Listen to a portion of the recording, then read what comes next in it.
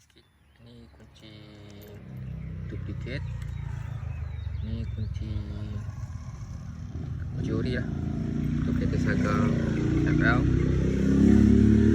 So kunci duplicate je ni lah. Boleh je tutup buka.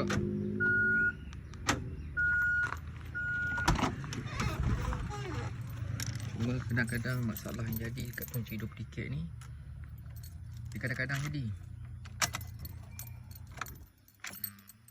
kita start dia tak nak hidup. Okay, jom kita try balik. Try pula kunci original.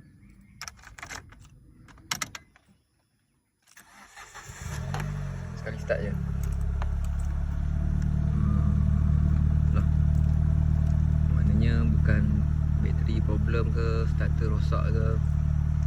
Saya pun jujur ada apa, mekanik beritahu lah. Okay, so maknanya kat sini kunci ni kalau mengikut mekanik nak kena recip balik kot, lebih kurangnya tu lah. Saya pun tak tahu apa bahasa dia, baru elok.